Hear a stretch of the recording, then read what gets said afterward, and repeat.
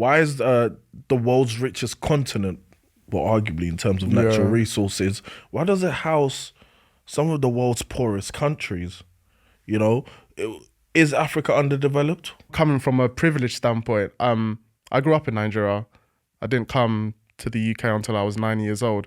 And the syllabus that I had there in primary school was top notch. Had you advanced? Yeah, very advanced. So I think I left when I was in primary 5, as we call it in Nigeria, and then coming to the UK, I was in year 4.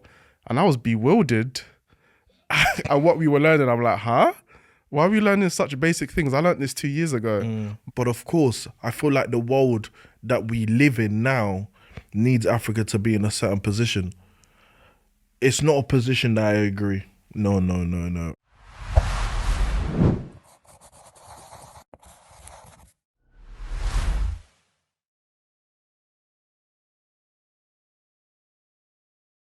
Oh, what a week. How are you? I'm not too bad. Calm. But here we go again, man. Here we are. Tackle another important topic. One that I hold very closely to my heart, you know. My beloved Africa. Me too. Home. Where is home? Africa, Nigeria. But no. I think, the conversation about Africa, whether it's developed, underdeveloped, I think it's a conversation that every time I find myself having them, there's a level of emotion that rises up within me that I don't know if it's helpful or if it's not. But that's why we have this, because we can have logical conversations, progressive conversations, because we've all heard crabs in a barrel, crabs in a bucket, that mentality. And oftentimes it's synonymized to Africa and sort of where they are and stuff like that, where we are, shall I say. And I don't really like it, because for me, I'd probably say the most important part of that quote is the unsaid part, the unfinished part, because it's unfinished to me. Crabs aren't supposed to be in a barrel. So when we look at Africa in its state today, and we look at what some would consider underdevelopment, and the status quo, I guess we can say. What did they teach us in school? Less economically developed country, LEDCs. I remember that. Yeah. I remember that. And we look at it and we think, oh no, let's strip it all back. It's very easy. The easy thing is to say, do you know what? The leaders are corrupt and this, that, and the other. Let's strip it all back. Let's unpack some things, yeah. Yeah, I guess the question is, why is the world's richest continent, well, arguably in terms of natural resources, why does it house some of the world's poorest countries? You know, is Africa underdeveloped? If it is, why is it underdeveloped? And what can we do, you know, as people and the diaspora, as they say? That word, yeah. What a word, yeah. What can we do to sort of help our brothers and sisters? What do you reckon? Ooh, we're getting in solutions already. You can start from sort of is Africa underdeveloped, just high level. Like that. How do we help Africa? I think we can help by changing the perception of what people think Africa is. A lot of people will say, oh, I see on the news or these charity adverts, and they're saying, help the kids, give them £2 a month, you can feed them, etc. Unfortunately, there is a lot of poverty in Africa, but then that isn't the whole picture. So we need to tell the story a bit better that, yes, unfortunately, there's a lot of countries where poverty is rife. A lot of kids aren't getting meals, access to clean water, but there's also a lot of people flourishing there, a lot of communities and countries which are flourishing that are leaders in terms of culture, in terms of so many things. So let's change the story. Secondly, can we invest back home? And when I say invest, do we go home and, you know, and when I say home, I mean Africa. I'm an African man. Do we go back? Well, now they will know a proud African man. But yeah, do we go back home and do we work there? Do we have our career there? Can we kind of give back in that sense instead of staying in the diaspora? What's another solution? I mean, let's stick to the first two. So you spoke about investing back home, etc. A lot of people tend to invest in Africa. let's say Nigeria. I'm Nigerian, so I'm gonna say Nigeria. Yeah, let's say Nigerians, yeah, tend to invest in Nigeria, by building homes and stuff like that. Is it that, that sort of investing in investment, Nigeria, or is that a personal now investment? we're talking. Is that to serve myself, or is that to serve the community? Because Yeah, what type of exactly. investment are we talking here? Creating opportunities. Creating opportunities, creating access to education where there isn't. So obviously the long-term effects of that is you're going to have more educated children, adolescents that are going to go off and have an effect on their local communities and society and do things where they wouldn't have had the opportunity to do so if you never invested in, I don't know, giving money to build a school.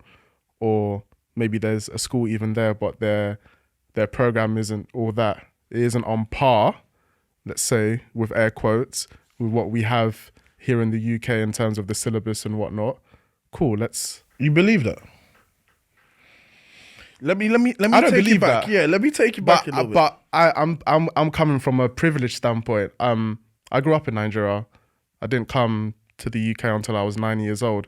And the syllabus that I had there in primary school was top notch. Had you advanced? Yeah, very advanced. So I think I left when I was in primary 5, as we call it in Nigeria, and then coming to the UK, I was in year 4. And I was bewildered at what we were learning. I'm like, huh?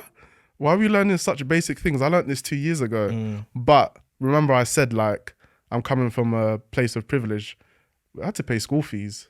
Facts. So I don't know Same. what every school is like Same. in Nigeria, in other I was a Lagos boy.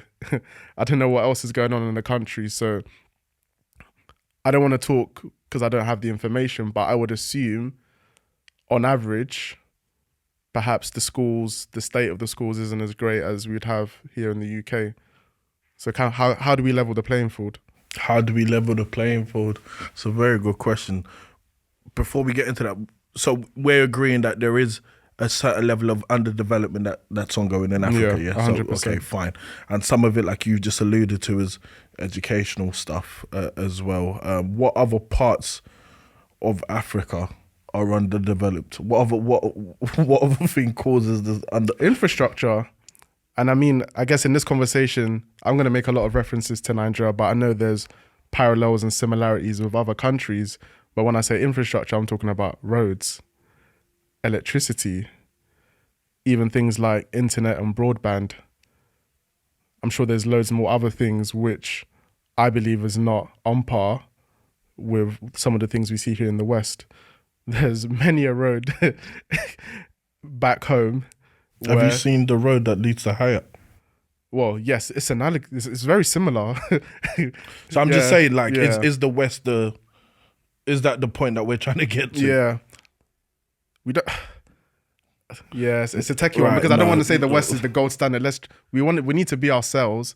But if we're making comparisons, like for like, on average, the roads are better here. I think that we can make that. So conclusion. let's try and improve our roads. Okay. That would be good. Let's get constant electricity.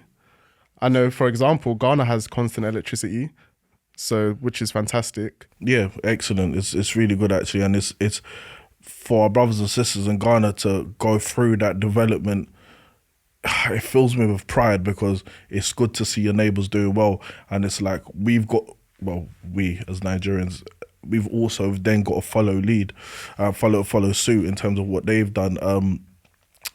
Let's strip it back though. So I get all of that stuff as well. Yeah. So there are those issues. Yeah. There's the elephant in the room is, well, there was a big massive thing that happened with Africans and slavery and the colonization of the people and stuff like that. That's the often go-to conversation that people have. People turn around and say, yeah, but that was years ago. It wasn't that far ago. It wasn't that. And so long what if ago. it was years ago it happened?